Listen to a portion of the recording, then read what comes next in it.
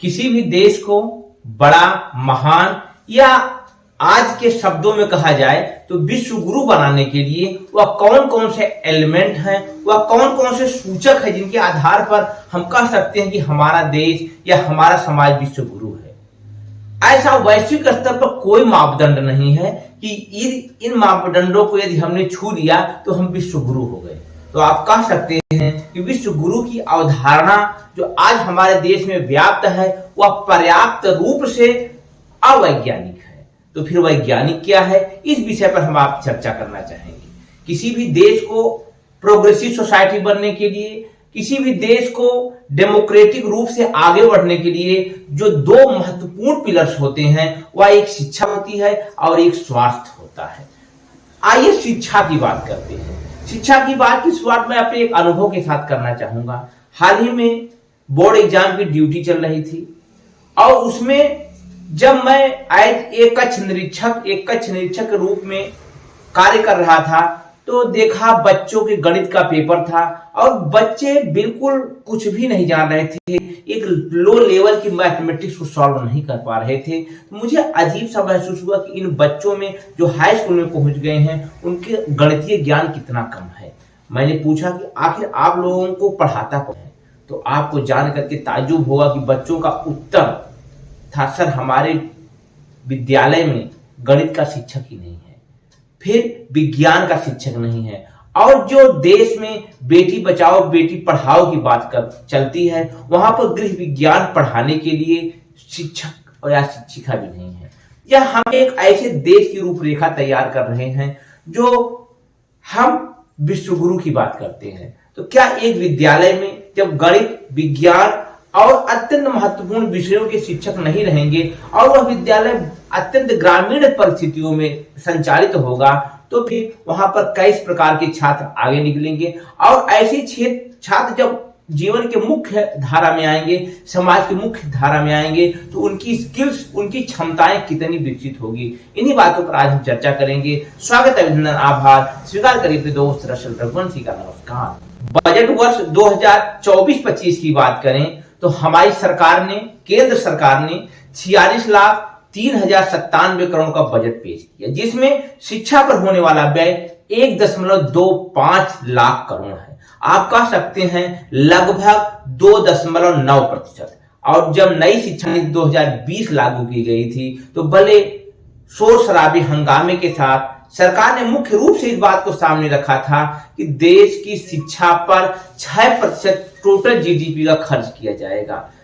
अब आप समझ सकते हैं कि जब हम शुरुआती दौर में ही शिक्षा पर कम पैसा व्यय करेंगे तो हम वर्तमान में जिस प्रकार की शिक्षा नीति लाना चाहते हैं वह कितना प्रभावी और कितना असरदार होगी। मैंने नई शिक्षा नीति पर 2 वीडियो बनाए हैं जिसको आप देख सकते हैं, लिंक डिस्क्रिप्शन में उपलब्ध है।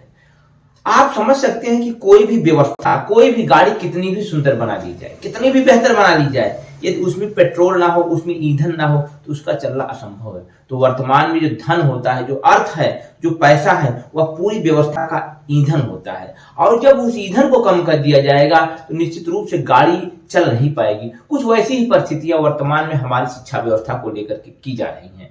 शिक्षा व्यवस्था में हम पैसा कम खर्च कर रहे हैं और उसका परिणाम आप देख रहे हैं कि लोगों को अपने आजीविका से, अपने जीवन से, अपने रोजगार का 15-15, 20-20% शिक्षा पर व्यय करना पड़ रहा है। आज एजुकेशन लोन एक परंपरा बनती चली जा रही है, एक आम बात होती चली जा रही है। लेकिन जब एक व्यक्ति, एक बालक एजुकेशन लोन लेकर के शिक्षा प्राप्त करके जब वह मुख्य धारा में समाज में आएगा और उसे रोजगार नहीं मिलेगा तो अपने द्वारा लिए गए एजुकेशन लोन को वह कैसे भरेगा, जिस पर 10-12% उसे ब्याज भरना होगा, इंटरेस्ट देना होगा। तो हम एक नए कुचक्र में भी युवाओं को डालते जा रहे हैं। जिस प्रकार से वर्तमान किसानों के साथ हम देख रहे समस्याएं खड़ी हो रही हैं, वह लगातार आंदोलन कर रहे हैं, एमएसपी की मांग कर रहे हैं। कुछ ऐसी भयावह परिस्थितियां आने वाले कुछ वर्षों में उपस्थित ना हो तो कोई ताज्जुब न समझिएगा। इसलिए मेरा मानना है कि सरकार को शिक्षा पर अधिक से अधिक व्यय करना होगा। हम जब शुरुआती एलिमेंट्री एजुकेशन पे पैसा कम खर्च करते हैं, संसाधनों की कमी कर देते हैं, तो शुरुआती शिक्षा ही हमारी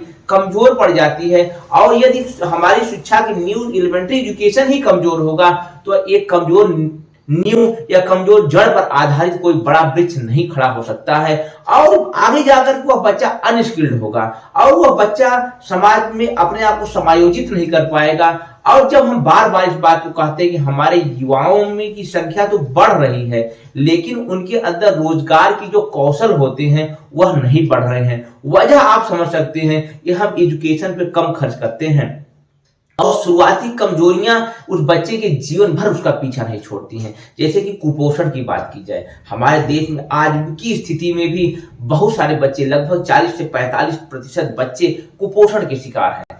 आज ये कुपोषित एक बच्चा जिसका शारीरिक और मानसिक बेहतर विकास नहीं होगा और उसके बाद उसे कमजोर शिक्षा से उसका सामना होगा, एक ऐसी शिक्षा से सामना होगा जो उसके नींव को मजबूत नहीं कर पाएगी, तो एक कैसा नागरिक अपने देश के सामने रखेंगे। और वही नागरिक जब बड़ा होकर के अनस्किल्ड होगा, कौशल विहीन होगा, किसी भी क्षेत्र में विशेषज्ञ नहीं होगा, तो हम कहेंगे कि हमारी युवाओं की जो युवा पीढ़ी है वह अनस्किल्ड है। हमारे पास नौकरियां तो हैं, रोजगार तो हैं, लेकिन हमारे युवाओं में वह दम ही नहीं है, वह क्षमता ही नहीं है, वह कौशल ही नहीं है कि वह उन रोजगारों पर अपने आप को समायोजित कर सके, उन रोजगार के हिसाब से अपने आप को ढाल सके। तो इस प्रकार की समस्याएं खड़ी होंगी।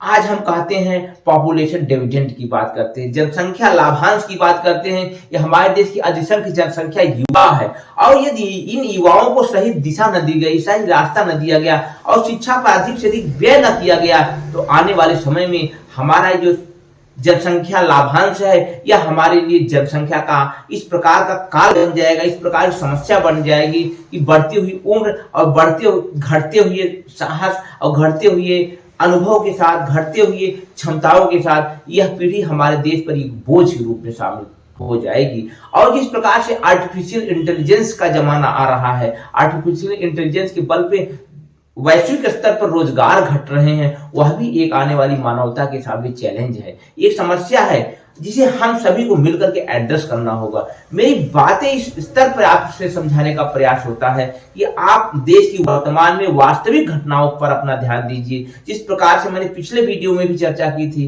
कि बच्चे 4-4, 5-5 साल तैयारी करते हैं, लाखों रुपए उनके अभिभावक शिक्षा पे खर्च करते हैं, और अंततः जो परीक्षा देने जाते हैं तो पेपर लीक हो जाता है, पेपर सेट हो जाता है। इस प्रकार से वह बच्चा एक हताशा के गर्त में चला जाता है, एक निराशा की दुनिया में प्रवेश कर जाता है, एक अवसाद के चारों तरफ से घिर जाता है।